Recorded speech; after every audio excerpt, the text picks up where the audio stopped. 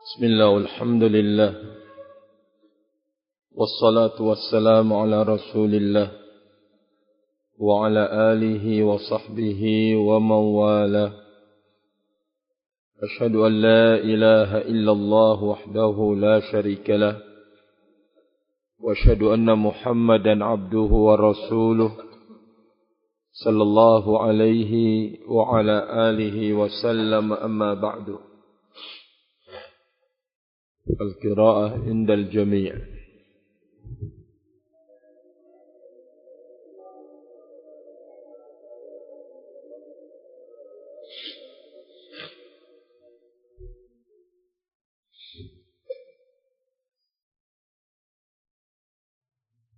Nah, kita langsungkan barakallahu fikum al-mas'alatu tsaniyatu wa thamanun.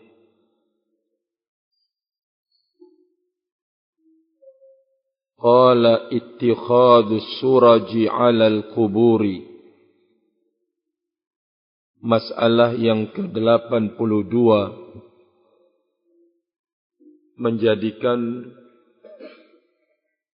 lentera-lentera di kuburan penerang.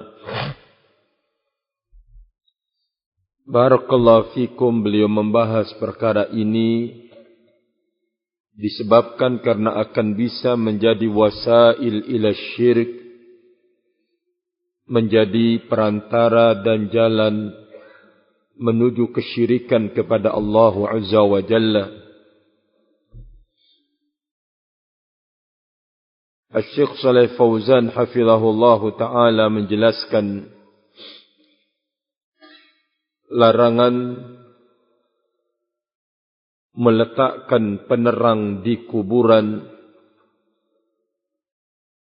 akan menjadi asbab min asbab syirik, la yajuz, tidak diperbolehkan, karena ini akan menyebabkan terjadinya kesyirikan. Barakallahu fikum. Kenapa rahimani wa rahimakumullah? Karena Rasul alaihi salatu wassalam menyebutkan, la'anallahu zairatil quburi wal muttaqidina 'alaiha al masajid was suraj. Allah Azza wa Jalla melaknat wanita-wanita yang berziarah kubur dan orang-orang yang menjadikan di atas kuburan itu masajid, masjid-masjid, wassuraj, yaitu lampu-lampu penerang. Disahihkan oleh Al-Albani rahimahullahu ta'ala di dalam Sahih Al-Jami'. Kita sudah mengerti makna laknat Allah Azza wa Jalla, dan disebutkan adalah zairat, wanita-wanita yang berziarah kubur,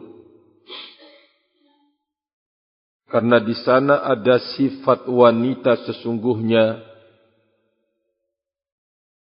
yang mengundang dia untuk melakukan dosa dan kemaksiatan ketika ziarahnya. Termasuk di antaranya adalah meratap, barakallahu fikum. Kita tahu apa yang disebutkan oleh Nabi sallallahu alaihi wasallam, bahwa seorang wanita itu adalah kurang agamanya dan kurang akalnya. Tentu kita sebagai seorang suami yang harus barakallahu fikum membimbing kesempurnaan akal istri kita, dan sekaligus harus banyak-banyak barakallahu fikum bersabar menghadapinya. Mereka orang barisan orang-orang yang dilarang untuk ziarah kubur. Barakallahu fikum. Tentu karena hikmah yang besar di dalam syariat, kenapa wanita dilarang, lalu kemudian kaum lelaki diperintahkan oleh Nabi sallallahu alaihi wasallam. Termasuk hikmah yang disebutkan barakallahu fikum oleh Nabi alaihi salatu wassalam, ziarah kubur itu tudzakkirukumul akhirah, mengingatkan kalian kepada akhirat. Rahimani wa rahimakumullahu jami'an. Nah, termasuk dari sekali lagi kelemahan wanita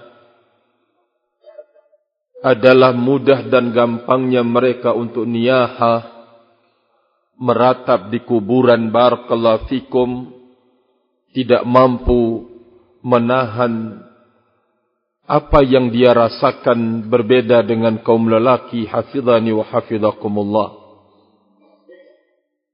Kata Nabi alaihi salatu wassalam, dilarangnya atau Nabi alaihi salatu wassalam melaknat, Allah azza wa jalla melaknat, demikian Nabi sallallahu alaihi wasallam melaknat wanita-wanita yang ziarah kubur.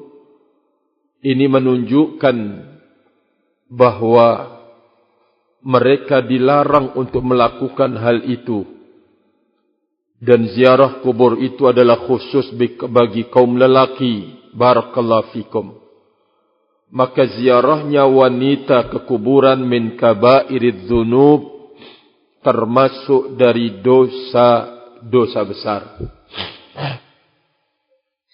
Kenyataan yang ada, yang kita jumpai dan temukan di banyak tempat-tempat pemakaman adalah yang gemar untuk kemudian menziarahi kuburan itu adalah kaum wanita. Barakallahu fikum. Dengan berdandan, dengan berbagai macam bentuk wewangian. Sekian banyak pelanggaran yang dilakukan di saat melanggar satu keharaman dari Allah subhanahu wa ta'ala. Barakallahu fikum. Sekali lagi bahawa ziarah kuburan itu adalah khusus bagi kaum pria. Dan tujuan ziarah kubur itu di samping untuk mendoakan penghuni kuburan, juga untuk mengingatkan dia akan kematian dan hari akhirat. Kemudian Nabi SAW melaknat orang-orang yang menjadikan kuburan itu sebagai masjid. Sudah kita jelaskan pada pertemuan yang telah lewat, bahawa menjadikan kuburan itu sebagai masjid memiliki makna. Satu adalah solat di sisi kuburan. Solat di sisi kuburan atau melaksanakan ibadah-ibadah yang lain. Kata Nabi alaihi salatu wassalam dalam hadits yang sudah kita lewati, ju'ilat liyal arda masjidan wa tahura, maka di mana saja wa ju'ilat liyal ard, Allah jadikan barakallahu fikum bumi itu semuanya bisa dipergunakan sebagai masjid. Maka di saat seseorang solat di sebuah tempat, maka tempat itu sebagai masjidnya. Seseorang berdoa atau solat di kuburan, maka seartinya menjadikan kuburan itu barakallahu fikum sebagai masjid. Ini terkena laknat dari Allah Azza wa Jalla dan Rasul sallallahu alaihi wasallam, orang-orang yang beribadah di kuburan kepada Allah Azza wa Jalla. Karena ini termasuk dari menjadikan kuburan itu sebagai masjid. Kedua, barakallahu fikum, yaitu membangun bangunan masjid di atas kuburan. Wahada asyad.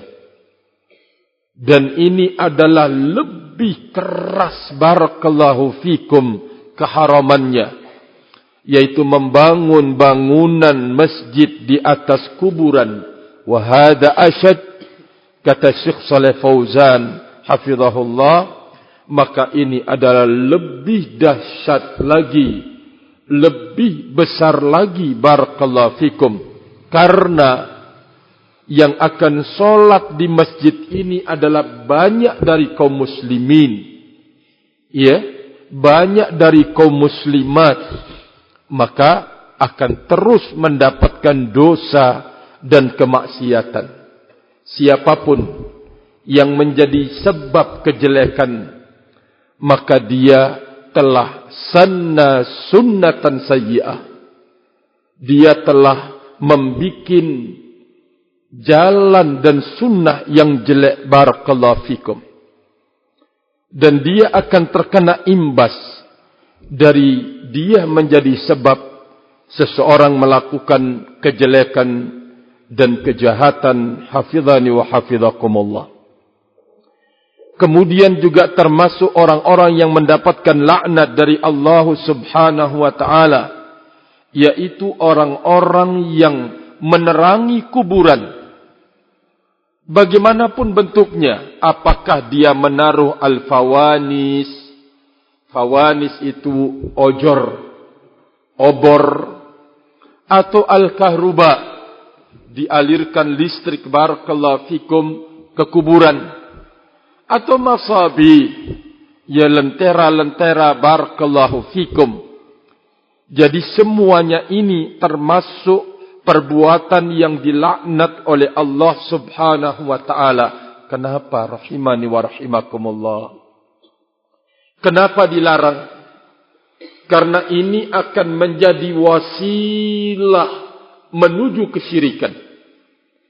Wasilah menuju kesyirikan. Sehingga kuburan akan menjadi sesembahan selain Allah Azza wa Jalla, atau tempat meminta kepada selain Allah Subhanahu wa ta'ala. Maka oleh karena itu, barakallahu fikum, diharamkannya wasilah ini karena ada hukum maqasidnya, tujuannya yang haram dan bahkan termasuk dari dosa besar.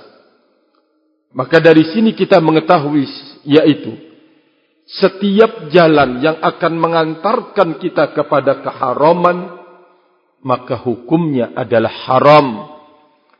Sebagaimana, barakallahu fikum, sesuatu itu tidak akan bisa menjadi terlaksana kewajiban, maka sesuatu itu menjadi yang wajib sesuai dengan hukum tujuannya, rahimani wa rahimakumullahu jami'an.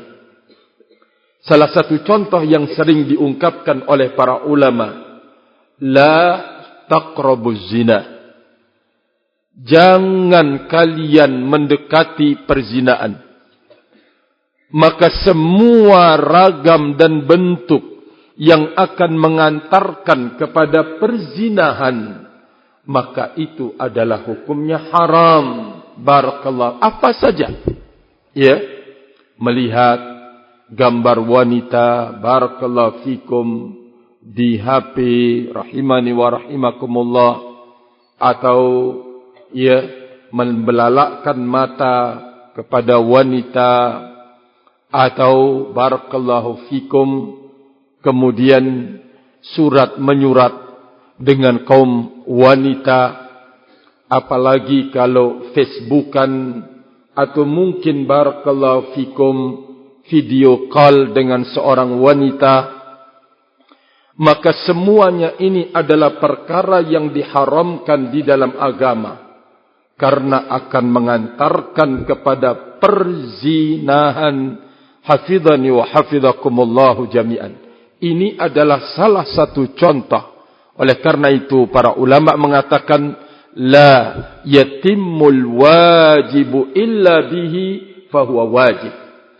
Sesuatu yang tidak akan sempurna pelaksanaan yang wajib itu kecuali dengannya, maka hukumnya adalah wajib. Sama sekarang, barakallahu fikum, menerangi tempat kuburan termasuk adalah wasilah barakallahu fikum menuju kesyirikan, maka hukumnya adalah haram dan wajib seseorang untuk melakukan pengingkaran barakallahu fikum. Dari sini kita mengetahui bahwa Nabi kita alaihi salatu wassalam berupaya untuk menutup jalan-jalan yang akan mengantarkan kepada kesyirikan. Sebagaimana beliau telah memperingatkan sallallahu alaihi wasallam dari jalan-jalan yang menuju keharaman. Barakallahu fiik. Nabi kita alaihi salatu wassalam. Inilah yang dilakukan oleh para ulama kita, yaitu membentuk kepribadian muslimin dan muslimat yang berjalan di atas sunnah ini untuk terbangun di atas pondasi yang kokoh, yaitu akidah rahimani wa rahimakumullahu jami'an.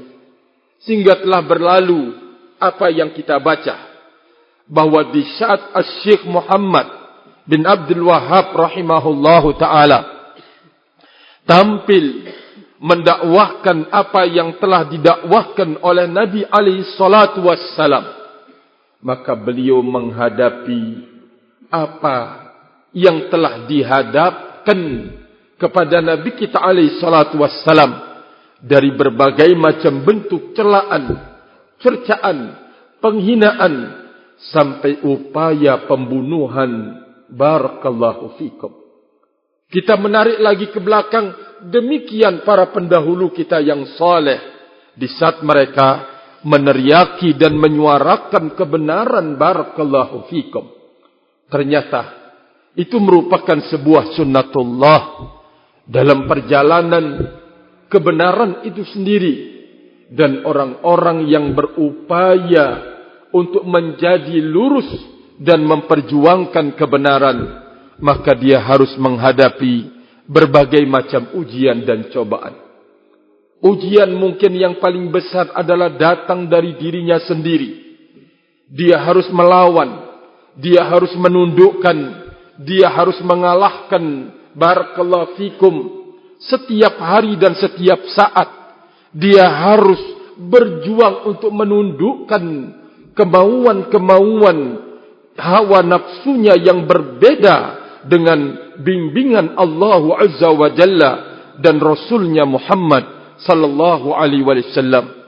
Berarti kita disuruh untuk meneladani langkah para ulama kita, membentengi diri kita dari segala sesuatu yang akan mengantarkan kepada mara bahaya, dan juga pelajaran agar kita berupaya untuk melindungi saudara-saudari kita, anak, putra-putri kita dari segala sesuatu yang mengantarkan kepada membahayakan agama mereka, membahayakan keyakinan mereka, membahayakan manhaj mereka, membahayakan ilmu mereka, membahayakan amal mereka. Maka kita semuanya punya kewajiban. Barakallahu fikum. Kita punya kewajiban sekali lagi untuk memberikan penjagaan dan perlindungan terhadap diri kita, terhadap istri kita, terhadap anak-anak kita, dari segala yang akan mengantarkan kepada kejelekan akhlak, kejelekan perangai, kerusakan ilmu, kerusakan keyakinan. Barakallahu fikum. Rahimani wa rahimakumullah. Al-Syeikh Abdullah bin Sulaiman, Al-Imam Abdullah bin Sulaiman rahimahullah mengatakan bahawa laisatil musibah, bukan musibah itu adalah apa yang menimpa diri engkau, apa yang menimpa harta engkau, apa yang menimpa jiwa engkau. Tetapi yang namanya musibah yang besar, musibah barakallahu fikum yang besar, dan al-kasr la yujbar, sesuatu yang sudah rusak dan sulit untuk kemudian diperbaiki lagi, diperbaharui lagi, kata beliau. Kalau sudah pecah, sulit kemudian untuk bisa disambung lagi. Rahimani wa rahimakumullah, yaitu musibah yang terjadi pada agama seseorang. Musibah barakallahu fikum yang terjadi pada agama seseorang, rahimani wa rahimakumullah, yaitu terusakkan apa yang dulunya dia telah yakini. Termasuk dari pengerusakan barakallahu fikum musibah besar yang menimpa agamanya, yaitu dia ragu-ragu, muncul keraguan terhadap apa yang dulu dia telah menjadikan sebagai keyakinannya di dalam beragama. Rahimani wa rahimakumullahu jami'an.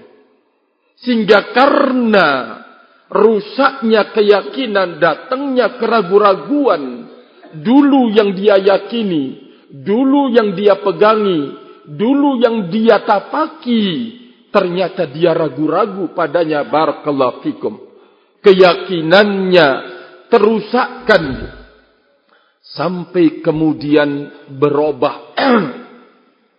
Yang hak itu di hadapannya batil, dan batil itu di hadapannya hak. Mungkar